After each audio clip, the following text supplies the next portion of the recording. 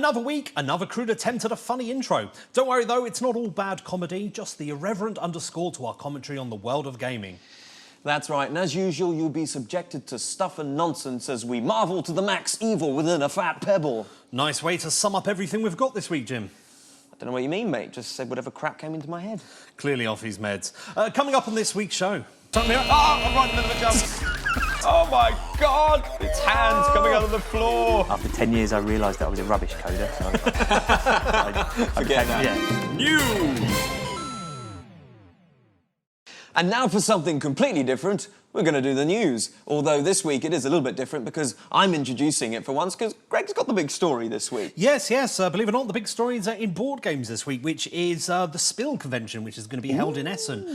It's sometimes known as the Essen convention, and it is basically the E3 of board games. Wow. It's a huge thing in Germany, and basically, yeah, people from all around the world, board game lovers, congregate to play the latest things. Unfortunately, I can't actually tell you too much about it because, as with E3, a lot of the announcements and the big releases will be we'll know for next week once it's already happened. Yeah. But it's a fantastic opportunity, as I said, for people to get together. I've got some friends going there with suitcases empty and a bucket load of money to buy loads of board games. Something I have noticed, it's not a game that's probably going to be amazingly in-depth and full-on, but it's a game called Cat Tower. Looks like it should be funny. Cat Tower. It looks like it's basically going to be Jenga with cats. Real cats? Not so much real cats. Oh. They frown on that. Cardboard cats. But someone's basically looked at the internet and went, cats are popular, we'll do cats. And so that's exactly what they've done. Sounds good to me. Where do I put my credit card? Back in the world of computer gaming, the crowdfunding campaign for Wing Commander creator Chris Roberts' upcoming PC space sim Star Citizen, that's a bit of a mouthful, isn't it? Yeah. Has now reached $56 million, which is pretty amazing. Star Citizen is this fantastic space sim that is coming from this legendary designer.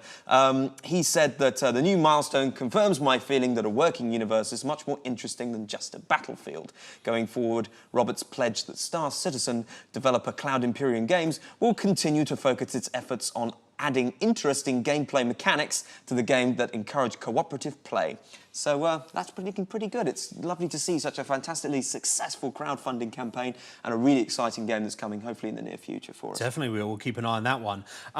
There's going to be a Mars Attacks tabletop miniature war game, not completely based on the film that sort of did all right. It's actually based on the humorous 1962 Mars Attacks trading cardsuits and tops, which I think the film was then based on. But apparently the game allows 2 or more players to take on the roles of Martian invaders or human resistance on the battle for the fate of the planet. You set your armies on the table board and move units or aliens of human soldiers to fight to achieve goals, either by defending your position or vaporising your opponents. Well, that's one way to do it. What more could be said about that? That's basically from Edge Entertainment and Mantic Games. Fantastic. The free PlayStation Plus edition of Drive Club, the new game from Sony, has been delayed across the US and Europe. Yes, that's right.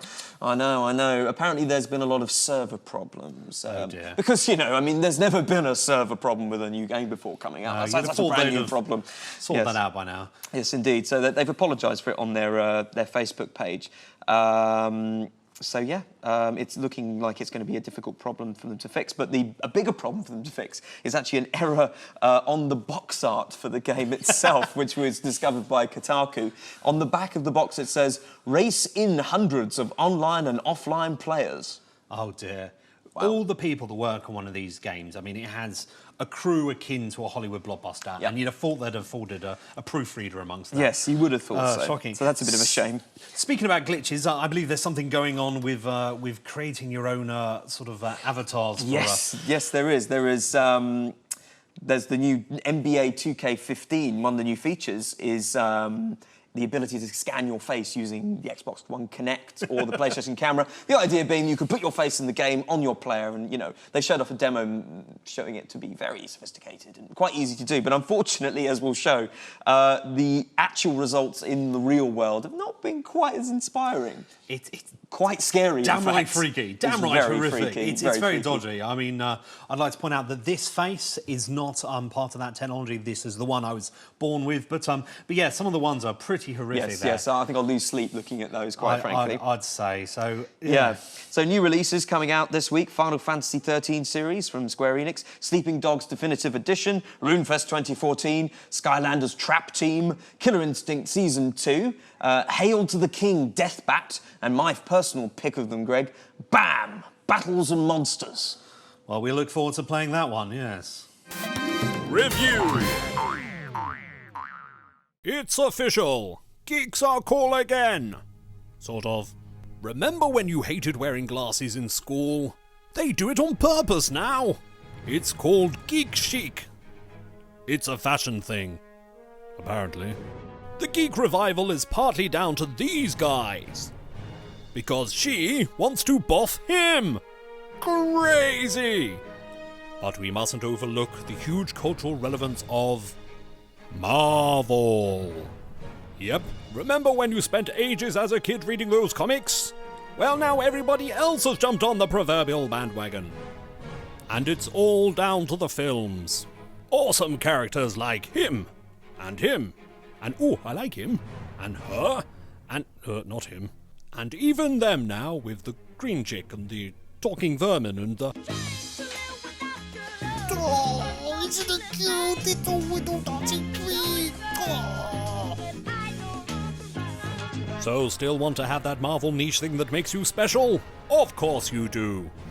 Introducing Marvel Dice Masters. Well, not so much introducing, they've been out for months, but they're a bugger to get hold of, so it will feel like a new game. With the imminent arrival of the first expansion, we thought we'd look at this exciting CDG. What's a CDG, you say? A collectible dice game. Like a collectible card game, but with, well, you know, dice. Create a unique team of up to 8 characters. Enrage Marvel uber geeks by pairing unlikely allies. I think you'll find that the Green Goblin and Captain America would never work side by side due to the fact that in issue... Oh, shut up. Disperse 20 dice amongst your 8 cards and prepare to battle. Spend action points to add the characters to your dice bag. Get the characters out, then attack! Or not. You can be ultra defendy-wendy.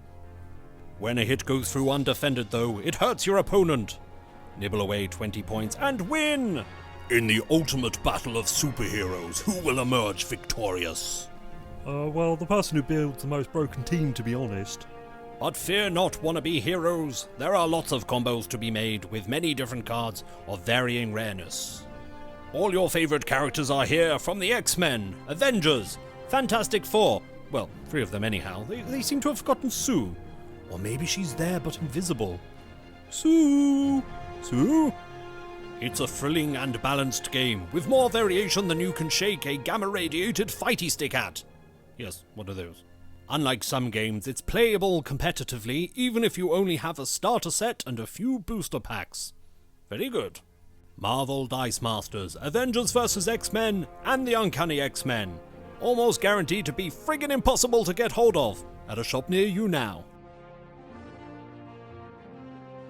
Well, I have to admit, I really do like this game. You do. I am going to champion it a little bit. It's not. I that have a it's- problem though, Greg. What is the problem? I cannot get hold of a copy. That is a major, major problem. Trying to get hold of it in this country or even in America, it's a nightmare. I know. And It's not available anywhere, which is a good sign, I guess. I haven't decided if I should let that affect the boardometer rating. The fact that trying to find an opponent is going to be a nightmare because That's a really good point. it is a good point. So I don't know. Apart from that, I haven't got many critiques of it. It's a solid game. It's well balanced. There are some really harsh builds there, but then there's always something to counter it, which is fantastic. But that's what the you main want in a thing. game. So there's nothing broken about the builds in the game at all. Well, they can be quite strong, but it's not necessarily you have to have. If you have all the super rares, you're going to beat a guy with the commons. Right. It's very well balanced amongst them, which is fantastic. Well, that's good. So let's see what star rating you gave it. rating I've given it. Yes, let's have a look.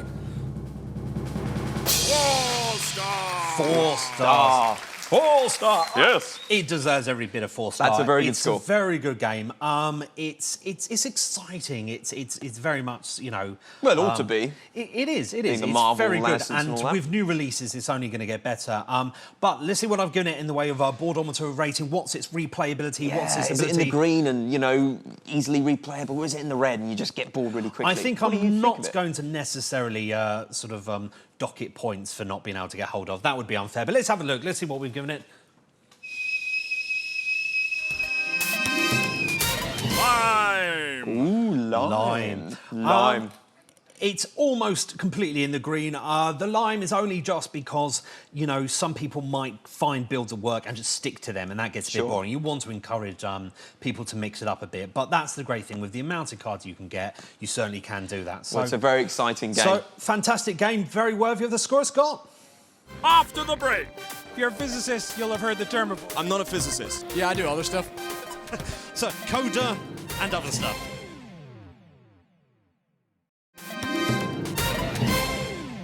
We promised you more EGX goodness last week, so with that in mind, we wanted to do a feature on some of the hardest working game makers who were in attendance. But I can tell you now, it's not who you think.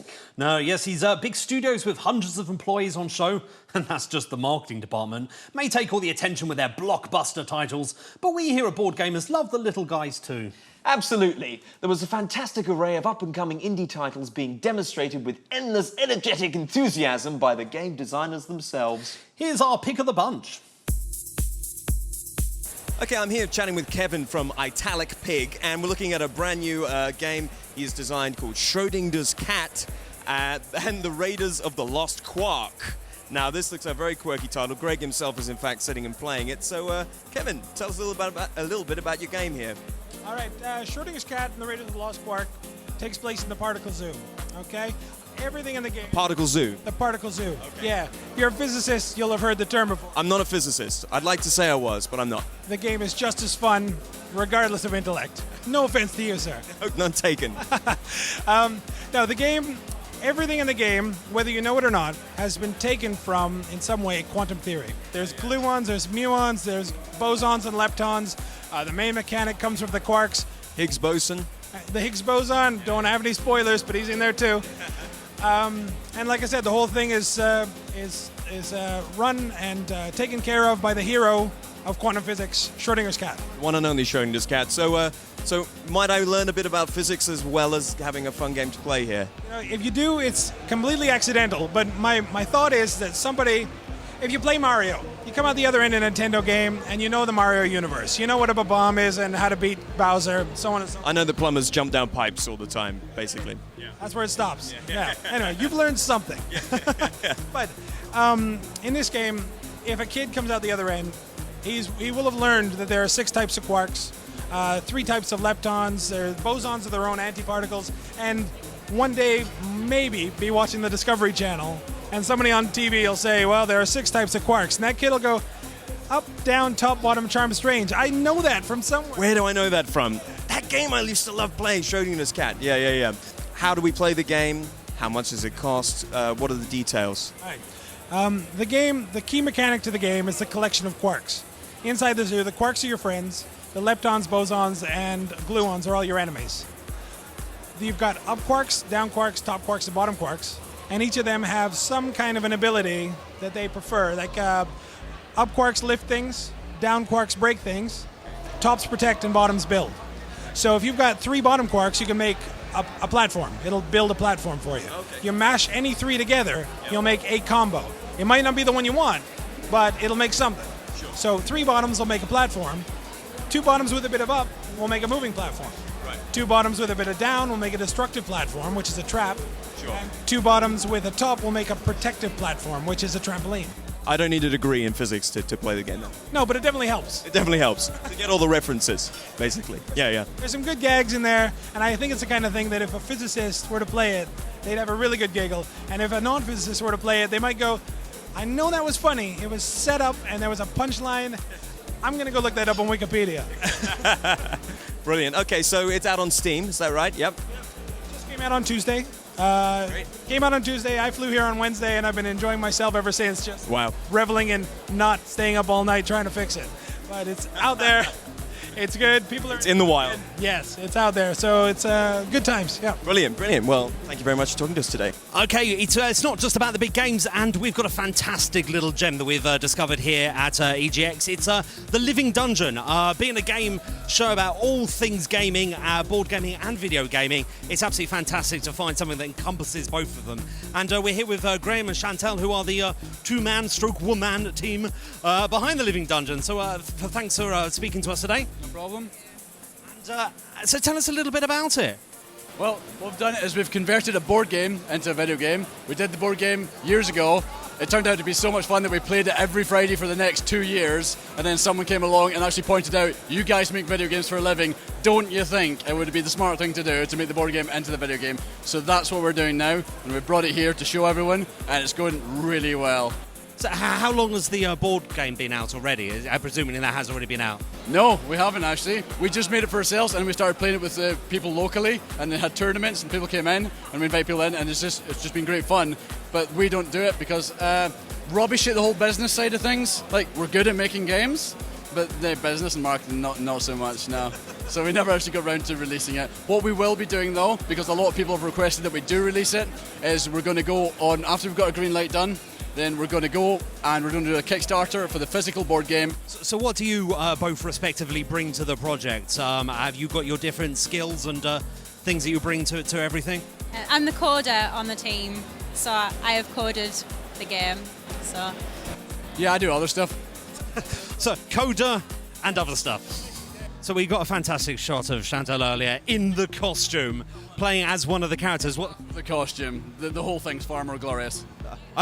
I thought you were making sort of the fact it was revealing there, the half of the costume there. It was a lovely costume. You're almost in there. Yeah, it's really difficult to wear, but it's good. She's got nice armour, and I think she looks like a classy lady still as well. So. Oh, that's fantastic. So tell us in a nutshell, what's the Living Dungeon all about? Killing people, really. Fair enough. No nuance then, just killing people.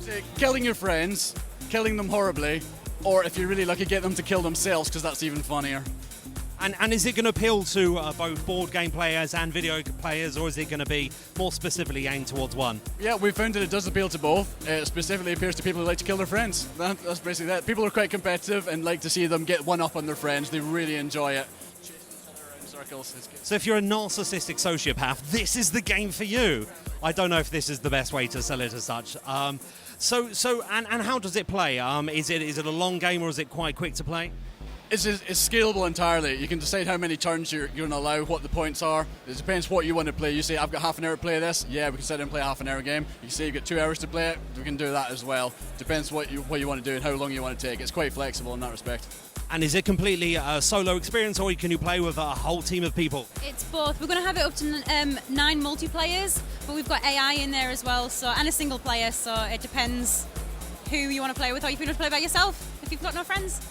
So I'm going to put you in a position here and say, as you are the people who are the company that are bringing out both the board game version and the video game version, which is the ultimate version? Which is the version that you should definitely own here of the Living Dungeon? If you could have one. That's quite easy at the moment. Because it's all finalised and not just done on my own 3D printer, the video game look is better.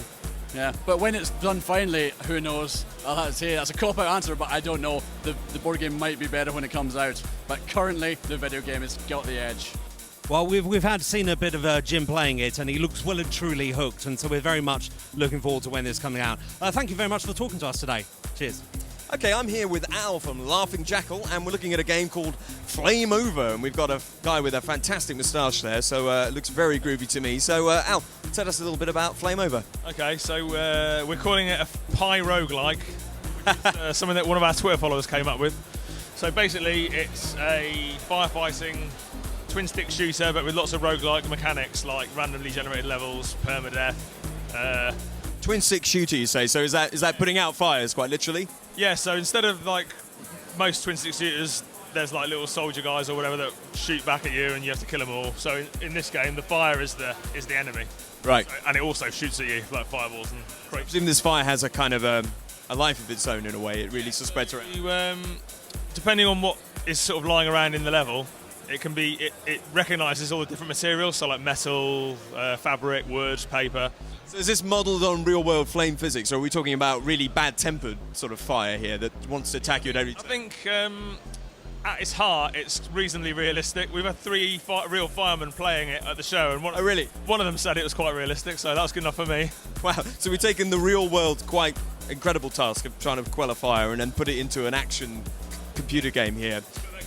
Wacky, plate spinning, panicky sort of action game, yeah. In terms of the actual gameplay, I mean, it sounds like a silly question, but by playing the game, are you going to get a better idea of how fire behaves? You know, as a fire safety man, you know, is it going to help you out at all if there's a real fire?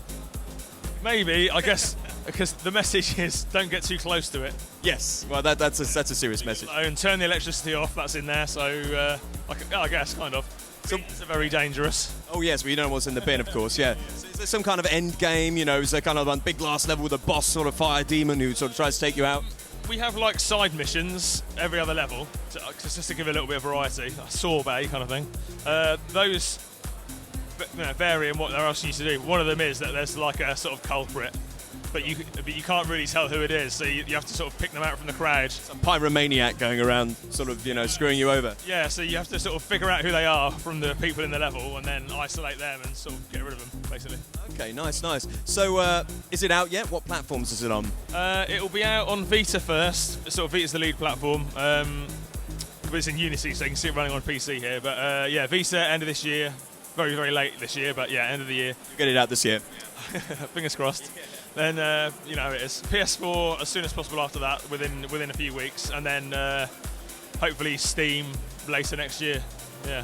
Well, being to do with fire, one would expect Steam. Of course, yeah, exactly. It's a terrible joke, but I had to get it in there somewhere. I can use that. Lovely to chat to you, and best of luck with it. Flame over. Still to come. Oh, I don't want it to switch now. Oh. That's just me. That's just me.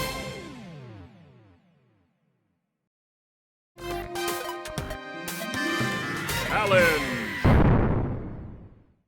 For this week's challenge, time is not on our side. We're having to go straight into it as Jim is rushing through Max and the Curse of the Brotherhood as we're trying to beat this level in about 6 minutes, with the added fun that our floor manager is going to be sounding a klaxon at any given time, in which case we have to swap the controller and take over from each other. So this could be quite tricky. Completely different this week, and we have this magic marker thing that makes things work, and it's kind of a physics-based game. Klaxon going. Okay, so go on, Greg. Let's jump on this Jump thing, on his back. and come on, slow snail. We have no time for you sail. today. And we're going to run up here. So, yeah, I like this game. It's like a puzzling 2.5D, and it's lots of physics thing. jumping, and it's got a fun sort of labyrinth-style storyline to it. That's Klaxon again. Right. Okay, so here's a bit of a puzzle. You have to do something with... Yeah, we've got to lift this bowl right up, have it roll down, so then knock the bridge down. That's the idea, anyway. Is it going to work? Is it work? Yay! Seems to be working. Awesome. Oh, there we go again. That was a good time switch. We don't mind that one. No, that's fine. That's fine. This is good. It doesn't mean our floor manager isn't going to punish us now. Oh no, I'm not going that way. Which way am I going? I don't know. What are you doing, Greg? Come on. Up to the top. Up and at them. Yeah, jump. You can jump from there. I can jump. Oh. He's very kindly not switching us I mid-jump at the just moment. made that jump. It doesn't mean he's not going to. Oh my God. Okay, we're doing well here. We're doing all right at the moment. I think we'll be punished for this. Right in the middle. Right in the middle. Oh, wait, hang on. Oh, we're being slowed down by title animation stuff now, by animation. We are indeed. We've Yes, got another we puzzle know to solve there's a here. squibbly thing. Move on. We know a squibbly squabbly thing, however you want to put it. Right, we have played this level before. We've got a rough idea of what we've got to do. I think it would be near nigh impossible to do it if we hadn't played it and we had to do all this switching business. Absolutely. But yeah, I think playing it, it's worth pointing out that playing it straight and playing it, it's very hard to do within 6 minutes. So we have got a bit of challenge for ourselves here. There you go. Now I don't know what we're doing. What am I doing? Yes. Yeah, we're waiting for Snail. This Come game on, is available Snail. on Xbox 360, Xbox One, and on Steam. If you fancy playing it yourself, it's a good puzzler. It is a good puzzle indeed. We're waiting for a slow snail. How's that going to help us finish this challenge on time, Greg? Just when he's running towards us as well. That's not helpful Come at all. on, Snail, do something. Come on! Don't you understand? We're against the clock. This is it. We're waiting for the slow things. It's going. Okay. He's going up. This is He's going good. up. He's gone up. Awesome. So now Right, he's I'm going gonna to be jump on the eaten thing by the below giant him. leechy nasty thing. Yes, it's quite zany, to say the least. the It's design a of this fa- game, I isn't it? really like this game. I like the fact that there is this this sort of puzzle element. The graphics are very, very good for a little indie game like this, and yeah, it's just fun. Oh, it's based in another world. Basically, your younger brother, who you were very irritated with, has been kidnapped and taken into another world, much like in Labyrinth. It starts off with basically the beginning of Labyrinth, where he prays that his brother disappears and something grabs him. So yes, and this is this exactly other the world beginning that of we're in at the moment. It's a very Not- scary place. Oh, not necessarily a monsters. goblin king, but Yes. so oh, here we go. This is the destroying bridge business. Oh, I just made it. Just made it. Oh, very good there. I don't know how well we'll do it. Come on. Oh. Slidey business. Oh my God. Where am I going? Scary. Okay, what am I doing this one? Oh, No, this okay. requires a lot of precision. Are you ready for this, Greg? I'm not sure I am. Let's be No honest. pressure. Let's be honest. I'm waiting for the title animation. Okay, here we go. Okay, right. Let's do some stuff. So we've got to Make create these little bridges. Oh, use your magic pen of wonder, whatever it is. I'm sure that's exactly what it's called. Oh, no! fallen You off. fell down. Look at that. That's not going to help, us. is it? Right, come on. Okay, let's try again. Oh, okay. Don't move. Just move the pen. Yeah, I get that now. I got it. There you go. Okay, Come on, doing some move, stuff. move. Oh, quickly before it smashes you. Oh no. And Oh my God. Oh my God. Flying across platform. Oh, I don't want it to switch now. Oh. that's just me. That's just me. Run! Run! Oh. Oh, I know you're on the scary slidey bit. Scary slidey bit. Jump! Oh, that's very dramatic, isn't it? Oh! He's making a switch mid-jumps and things. Oh, I've got a rope and I've jumped on the thing and now I'm Fantastic. sliding down a mountain and what? Ow! Oh, Whoa! look at this thing trying to get me! Spiky, nasty things. Oh my God, I've got to fill a bridge, otherwise I'm going to die! Oh no! I missed it! How did you miss it? Oh no! Right, try again, try again. Slidey thing.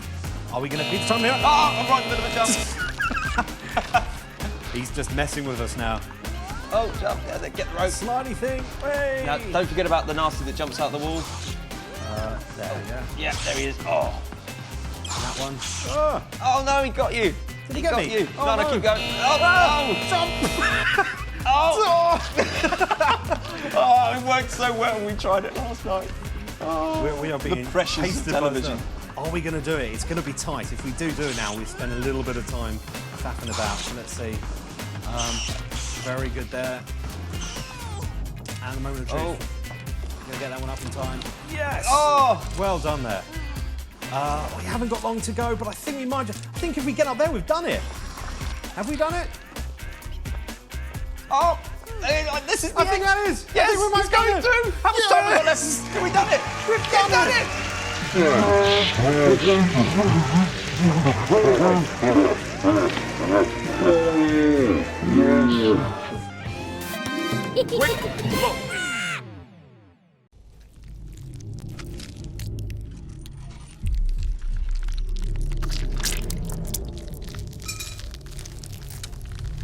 Hey, what are you doing?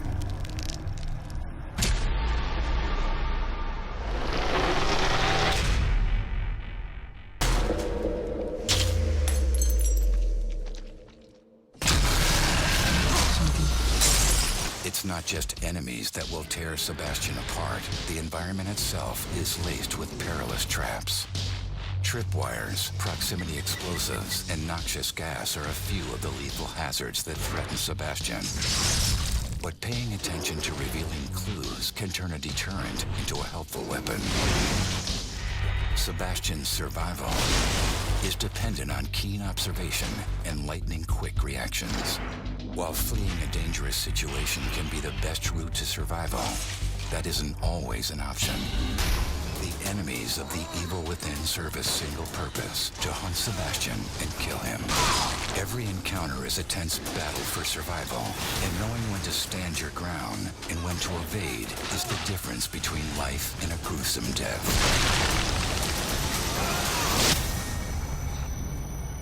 Don't know about you, Greg, but my God, that game gives me the creeps. We had the distinct pleasure of playing it at EGX, and wow, it's pretty freaky. It is pretty freaky. Last week we looked at Alien Isolation, and that was pretty an isolating and freaky experience. Yeah, it certainly was. I don't know if it's worse, better or worse, but it's certainly pretty scary and tense. Well, absolutely, and you know, it's not just a horror game, it's got all of those fantastic puzzle elements to it as well, which I really, really like. It is. I like that. I like the fact that, we just played Max and the Brotherhood, of the Curse of the Brotherhood, and that has puzzle elements. Now imagine that with some scary, nasty beastie trying There's to you not face. enjoying it so much. You can see my face, I was a bit freaked out going, oh, what the hell is that? Yeah. It's quite graphic as well, isn't it? It's very graphic, but also the enemies are very clever because it's not just about learning spawn points and, oh, I won't go in this room because that's where that bad guy resides. They randomise it, you don't know who's going to turn up where and how, so that really adds to that sense of tension and suspense, doesn't it? Yeah, it definitely does, and these guys are pretty freaky. They jump out at you, and I do love that about it. The fact that when they die, that they could respawn anywhere. You don't necessarily have the bodies lying where they were before. They can jump out at you from different places, and that's a lovely little mechanic that gives it quite a lot of variation. Absolutely, and certain enemies you can't actually fight. You actually just have to run away. There's one particular enemy. One particular enemy who's just a ghost. You could fire at him and just bullets go straight through him. You just got to run, which again adds to that great sense of suspense. According to Wikipedia, the game is played from a third-person perspective in which scavenging for supplies and learning when to fight or run are key factors in surviving. Sebastian Castellanos, the protagonist, will need to make use of the environment if he wants to survive whatever is thrown at him. I do like the fact that, again, you're not starting off with, I've got a bazooka and a plasma gun and this and that. It's a case of what you find, and you have to make certain weapons. Some of the more powerful weapons, like some of the crossbow weapons, you have to make from bits of trap that you've disarmed and things like that. Yes, you have to find all kinds of things just lying around and craft them together. Again, adds to that special sense of suspense. The player has access to various weapons, such as a revolver, shotgun, knife, grenades, and the agony crossbow. I love the name of that. The agony crossbow. Yeah. I like the sound of that.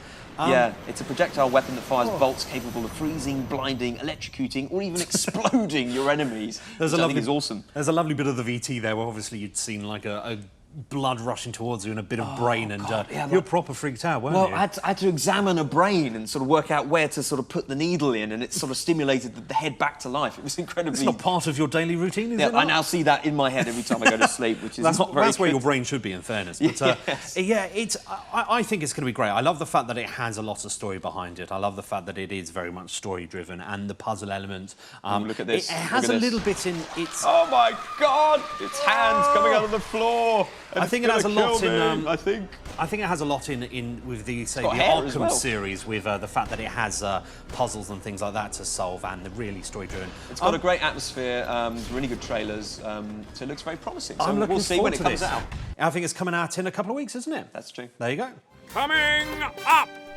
Oh, Ken is he's dazed. dazed. Do something to him. Ken is dazed. A punch Punch him in the face. No one likes that, do they?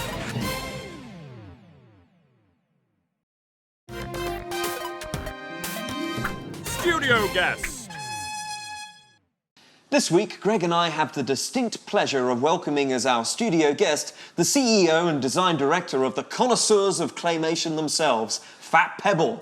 Their first game, Clay Jam, was a breakout worldwide success in 2012, winning Editor's Choice in over 100 countries, has been downloaded over 6 million times, and was even nominated for a BAFTA. Yes, indeed. Michael Movel, thank you so much for joining us today. Well, thank you for having me. It's an absolute pleasure. So you're from Fat Pebble.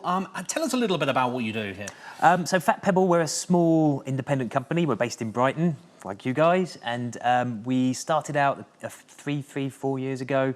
It was 3 of us, myself, Chris Rowe, who's our art director, and Ian Gilfeather, who's our technical director. And when we started, we wanted to do something a little bit different, and we wanted to make our own games that we loved. And Chris came up with the idea of making everything out of clay, which myself and Ian thought was insane. Interesting thought. Yeah, interesting. Is he a fan of maybe Nick Parks? He loves Nick Parks. Is that where it came from? Yeah, I was talking to Chris's sister actually, and she was saying that all the time when he was young, when he was a little, like 6, 7 years old, he would be making claymation models in his shed. His granddad taught him how to do it, and he was making all he ever did was make claymation models. So when we when he said this to us, we kind of thought that's going to be so hard to do. We can't. Thanks, mate. But but he really insisted, and he said. So, are you pleased that he made that decision now? Yes. He must be. Oh yes, unbelievably. I mean, that's what makes us stand out now, and it looks so beautiful. And it's not actually. I mean, partly because Chris is so talented, but it's not actually that much harder to do than traditional animation. Oh, really? So it's not that difficult? Well, when I say it's not that difficult, I can't do it. It must be painstaking. But for him, I think that the big difference is actually making the assets. He's so quick at it, and we've got a good team now. We've built the team. We've made the team a bit bigger, and we've got a good team who can make them really quickly. The difficulty comes is when you design the game, if you want to make any changes, you have to go back and redo all. Oh my God! So your first claymation game, Clay Jam, was a huge success, as we mentioned in the introduction. It was a breakout success. Nominated even for a BAFTA. That must be quite an honour. That was unbelievable. We kind of you have to put yourself forward and for a BAFTA, and we thought, well, we'll try a few different competitions. We'll put ourselves forward, and we had no expectations at all for being nominated. We didn't win though. Ah, well. Try again next year. Yeah, exactly. So let's go back to the beginning and your inspiration in games, because I believe you know, claymation obviously wasn't the very first place that you started making games. So how did you get into games? I mean, when I was a kid, I played games like a lot of us. My dad got a Spectrum when I was about 6 or 7 years old. I had a Spectrum. Yeah. They were amazing. So we had Manic Miner was our first game. Fantastic. It's a classic. So hard. Really hard. Games used to be so hard. I know, it's unbelievable when you think back. And from there, it's just I've loved games. So after that, I got into QA, so quality assurance. I was a video games tester for a year. Then I went to university to learn how to code, became a coder. After 10 years, I realised that I was a rubbish coder. So I became, that. Yeah, the testing sounded like fun. Yeah, testing was really fun. That's why I wanted to, I wanted to get into games somehow. I didn't know if I wanted to be a journalist or make games or what, but the testing really opened my eyes to what you can do. And you can make worlds, you can create worlds, you can do anything you want within this. And it was moving so quickly as well.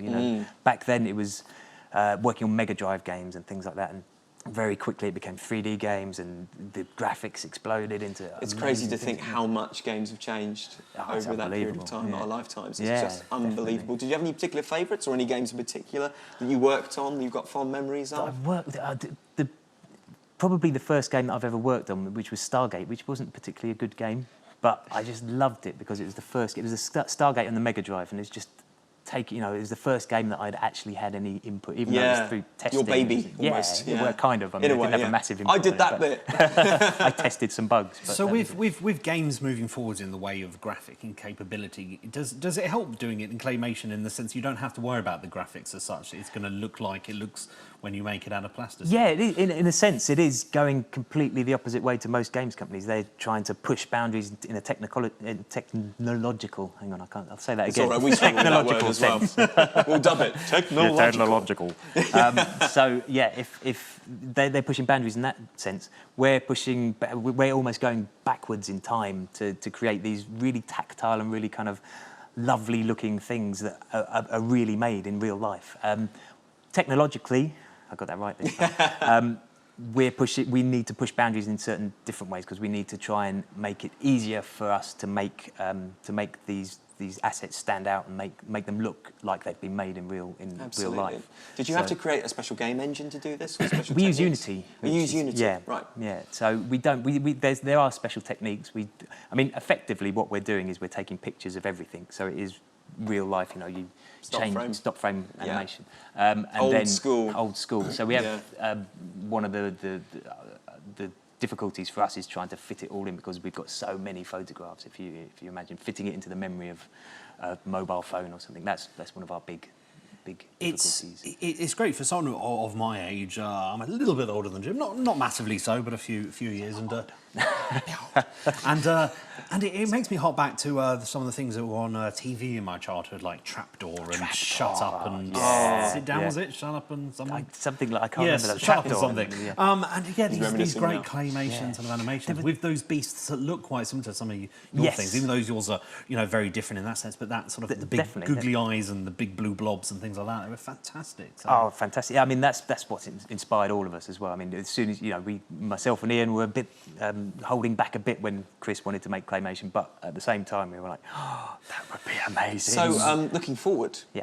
I know you're working on some stuff that you can't really tell us much about, but annoying. we're going to needle you anyway. Okay. We've got you here in the hot seat. Away. So we're going to say, so what is the future for Fat Pebble? What are we going to see? Okay, so we're releasing a game soon. That's under the auspices of a publisher. So it's our idea, but they've bought the IP. Right. So we can't talk about it, unfortunately. But it's not claymation. Can you tell us anything? Yeah. What colours will be involved? Blue. Blue. There you go. You heard it. It's a board gamer's thing. There's going to be blue in the game. Among other colours. Amongst all the other colours. I'm happy with that. I'm going to go with that. And are we going to see a Clay Jam 2? I hope so, in the future. We're talking about making a new game now, hopefully self-publishing. So after this game's released, making another game. We don't know exactly what it's going to be yet, but there's some exciting ideas. Well, but we're not just going to keep to claymation. We're going to do all handmade, all hand animated, but we're going to use any materials, belly button fluff. Fantastic. Anything. Well, we've got to keep you in the hot seat for a little bit longer because we want you to take on our communal retro video game challenge. Now, as someone who's worked on Mega Drive games, yes, you should find this a breeze. Studio Guest Communal Retro Video Game Challenge. So we've got Mike Movel taking on our retro video game challenge, and being someone who's works as a games developer and a designer, and has also worked on Mega Drive games before, we're expecting amazing things here. You always say that, Greg. We always expect amazing things, but it's all right. You know, just relax, be yourself, have a go, and we'll let you know how you fare on our leaderboard. Okay, I'll give it a go. So here we go. So hit that start button there and go into champion mode. We do everyone on the same difficulty setting, so don't worry about that. Game start. That's right. And pick your character. Now, who's Mike going to pick, you think, Greg? Let's have a look at this. I'm going to pick Ryu. Oh, Ryu, finally! Yeah, I've been advised. Been advised. Yeah, we had someone use Ken recently, but Ryu hasn't been used yet. Ryu Ken! Really? Oh, Ryu Ken! Ryu Ken! Wow. Big match. What a matchup. Okay, here we go. The old rivalry playing out today. Here we go. Oh, and they're look at that, they're like ballet, they're copying each other. So first blood goes to Ken, but you're fighting back. Oh, and that's a big Hadouken in the face, but Mike fires back and one himself, and oh my God, it's a close fight already. Oh, Ken is dazed. Do something to Ken him. is dazed, a punch in the face. No one likes that, do they? So getting a bit tentative now, and the Hadouken gets well. Ken's only got a left, but he's got the spinny kick. One more punch. One more punch, Mike, come on. Okay. And a throw! Look, Ken is out. I meant to do that. And that was dramatic, and Mike is keeping this interesting for all of us. You know, he's making it close, and we like that. That's it, yes, that's what I'm doing.